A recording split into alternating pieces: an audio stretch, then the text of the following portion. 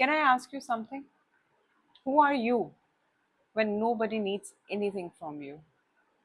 Not the daughter who has to be strong, not the partner who has to keep everything together, not the friend who always listens, not the person everyone comes to when they are falling apart, not the version of you that knows exactly what everyone else expects.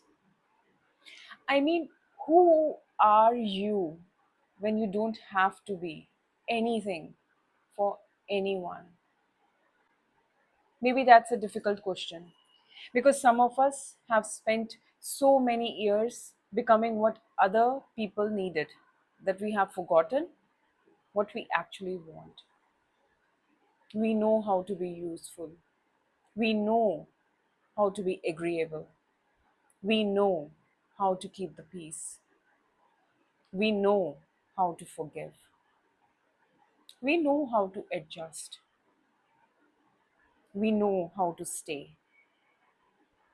But do we know how to be simply? I think sometimes we confuse our identity with our survival strategies. You become you became independent because nobody came when you needed them. You became strong because being vulnerable didn't feel safe. You became a people pleaser because disappointing people felt terrifying. You became emotionally detached because caring too much hurt.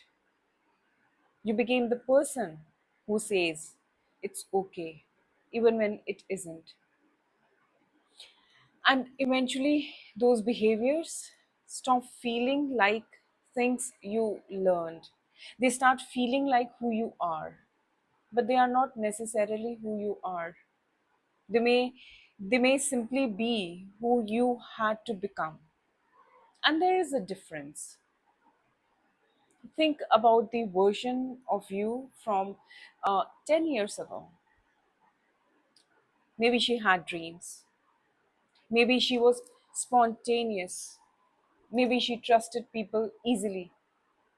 Maybe she laughed more. Maybe she wanted things without immediately thinking, what will everyone else think? And then life happened, a relationship, a betrayal, a disappointment, a rejection, a responsibility, a failure, a few people who made you question yourself. And slowly you adapted. You became more careful, more guarded, more practical, more control. And perhaps everyone around you called it maturity. But sometimes what maturity from the outside looks is actually unhealed fear. You stopped taking risks because you were afraid of failing. You stopped expressing yourself because you were afraid of being misunderstood. You stopped trusting your intuition because someone repeatedly told you that you were wrong. You stopped asking for what you wanted because you learned that your needs were inconvenient. You stopped choosing yourself because somewhere along the way you learned that love had to be earned. And maybe this is where we need to pause because healing isn't always about becoming someone new. Sometimes healing is remembering who you were before you became afraid to be yourself. And that's not easy because when you start changing, people may not understand you. The people who benefited from your lack of boundaries may call you selfish. The person who was comfortable with your silence may say you have changed. The people who knew the version of you that always said yes may not like the version who finally says no. And that's okay, because growth doesn't always make you more convenient. Sometimes it makes you more honest. And honesty can be uncomfortable, especially when you have spent years performing happiness, performing strength, performing forgiveness, performing indifference, performing the version of yourself that everyone could understand. But there comes a moment when you have to ask, how much of my life am I actually living? And how much of it am I performing? That's a difficult question, because sometimes we don't realize we are performing. We post the healed version, we talk about boundaries, we talk about self love, we talk about letting go, but privately, we are still checking whether someone noticed. We are still waiting for an apology. We are still hoping someone regrets losing us. We are still trying to prove that we are okay. And maybe that's not healing yet. Maybe that's still attachment wearing the clothes of healing. Real healing becomes quieter. You don't need everyone to understand you. You don't need everyone to agree with you. You don't need someone to regret hurting you. You don't need your past to suddenly make sense. You simply reach a point where you think, I don't want to spend the rest of my life fighting with what already happened. Not because it didn't matter. It did matter. It changed you. It hurt you. Maybe it broke parts of you. But it doesn't have to become the permanent narrator of your life. Your past can explain you without controlling you. And I think that's one of the most beautiful things about being human.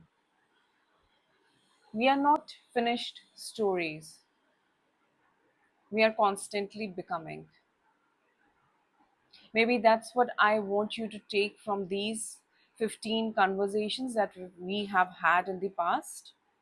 You don't have to become a completely different person. You don't have to wake up tomorrow and suddenly have everything figured out. You don't need perfect boundaries. You don't need perfect confidence. You don't need to have completely healed. You just need to start listening to yourself again. When something feels wrong, just listen. When you need rest, just rest. When you don't want to go, don't go. When you want something, allow yourself to want it. When someone crosses a boundary, say something. When you make a mistake, don't turn it into a verdict on your entire identity. And when you don't know what you want, give yourself enough silence to find out. Because perhaps the relationship you have been trying hardest to repair isn't with another person. Maybe it is with yourself. The relationship where you stopped trusting your own voice, the relationship where you abandoned your needs, the relationship where you constantly questioned whether you were enough. Maybe that's a relationship that deserves your attention now. So if you're listening to this and you are somewhere in the middle of your own becoming, I want you to know something. You are allowed to change your mind. You're allowed to outgrow people. You're allowed to change your priorities. You're allowed to want different life. You're allowed to become softer after years of being strong. You're allowed to become stronger after years of shrinking. You're allowed to disappoint people. You're allowed to stop explaining yourself. And you are allowed to become someone your past self wouldn't recognize. Because maybe that's the point. Maybe the goal isn't to go back to who you were. Maybe the goal is to become someone who finally feels like home to you. And before we close this chapter, I want to leave you with one question. And this question is not about your relationship. This is not about your family. This is not about the person who hurt you. It's not about who stayed. It's not about who left. This is just about you. If nobody was disappointed by your choices, what would you choose? Take a moment. Really think about it. What would you wear? Where would you live? What would you stop tolerating? What would you finally say? What would you start? What would you become? Maybe you don't have all the answers today. That's okay. You don't need to have them. Because becoming yourself isn't a destination, it's a conversation, one you keep having with yourself again and again. And maybe, sorry, maybe that's what these 15 conversations have really been, a conversation with the parts of ourselves we have ignored, the part that wanted validation, the part that held the grudge, the part that couldn't let go, the part that stopped trusting itself, the part that kept choosing everyone else, the part that is tired of surviving. And maybe now we are finally ready to listen. So, this isn't goodbye, it's simply the end of one chapter. We have spent these 15 conversations asking difficult questions, and the next chapter will ask even deeper ones.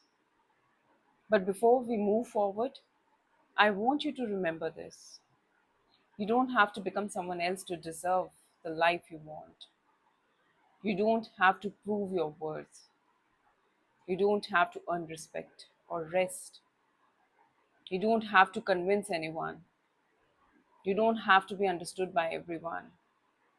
You just have to stop abandoning yourself.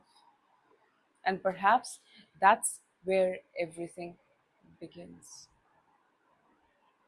Thank you for sitting with me over these 15 cups of coffee. Thank you for asking yourself the uncomfortable questions. Thank you for staying. I will see you in the next chapter of Silence Between Coffee. Until then, be gentle with yourself.